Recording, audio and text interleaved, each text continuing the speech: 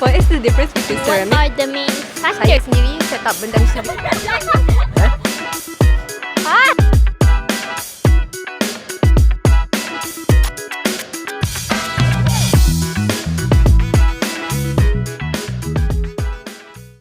Hey Damia, where did you get this ceramic? It looks so beautiful. Yes, it is. I got it from my late grandmother, and she gave it to me. It's a kind of sentimental heritage that I should preserve. What does the heritage mean? I've heard about the cultures of ceramics. The history behind it's quite interesting. I wonder how this kind of ceramic was made up. Hi Damia. Hi Atira. What are you guys doing? We are looking at the ceramic that Damia brought in. You guys want to know how these are made? Let's follow us to know more. Ta-da! Finally, we're here. Let's find out more about this ceramic manufacturing. Let's go.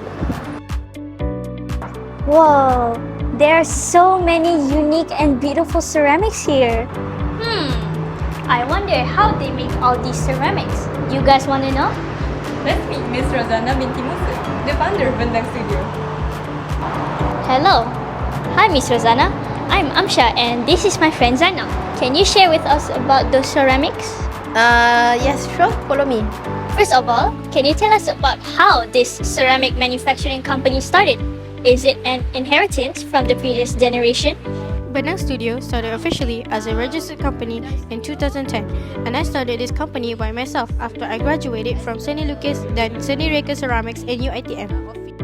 Bosch pottery and ceramics is clay. Clay includes 5 minerals that deform and wear, but harden when dry. The biggest difference between ceramics and pottery is that pottery uses only clay. In pottery, we shape the clay into different shapes and heat them to a high temperature, which removes all the water and melts the minerals in the clay. This processes the clay and increases its hardness. On the other hand, ceramics include clay and different other materials such as glazes or compounds. Ceramics fire at a higher temperature to make it more durable and water resistant. Here is the process of making the ceramics. This technique that they use is called the mold technique, which is called the slip casting. Most of the molds are made by they themselves. The first step in this method is using the slip in this barrel container.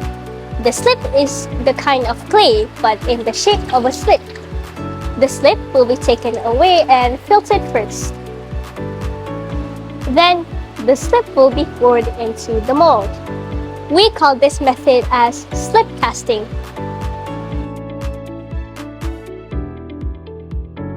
Next, we have to wait a few minutes depending on how good the mold is.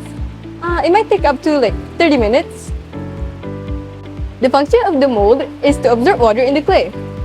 After that, after we get to the consistency that we want, we will pour it back. After we get the desired thickness, we will pour back the excess clay that we do not need and let it dry until the clay is strong enough to be removed from the mold.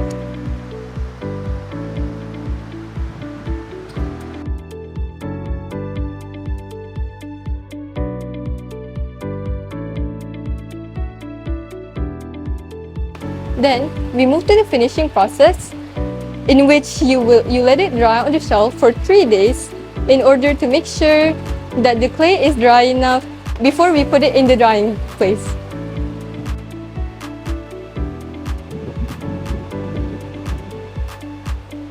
After 3 to 4 days of drying, these are the examples of the mold.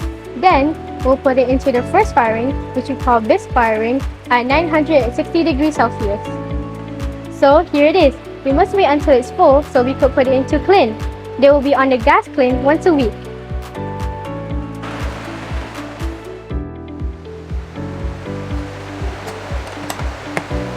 Here's the bisqueware, which is the condition after the first firing. So here we collect them all and put them on the glaze. The glaze is like a color for ceramics.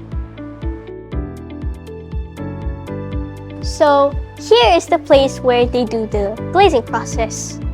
Glazing is the coloring process of the ceramics. The definition of glaze is a thin layer of glass coating the ceramics.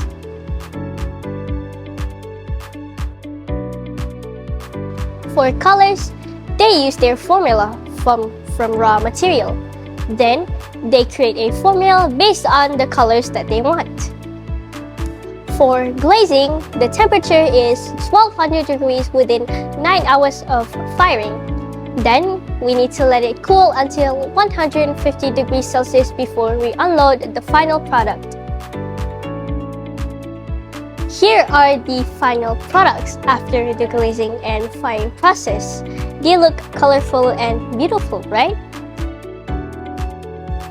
What is the challenge that you face in the ceramic industry?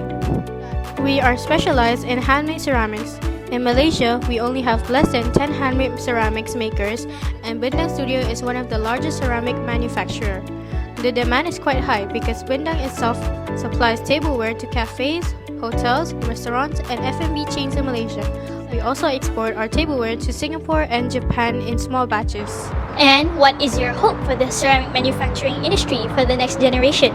I hope more local ceramics makers will make this opportunity, as this industry is relatable to tourism and F&B. I hope that this industry is more prosperous in the future. Thank you, Ms. Rosana. You're welcome. Thank you so much, Ms.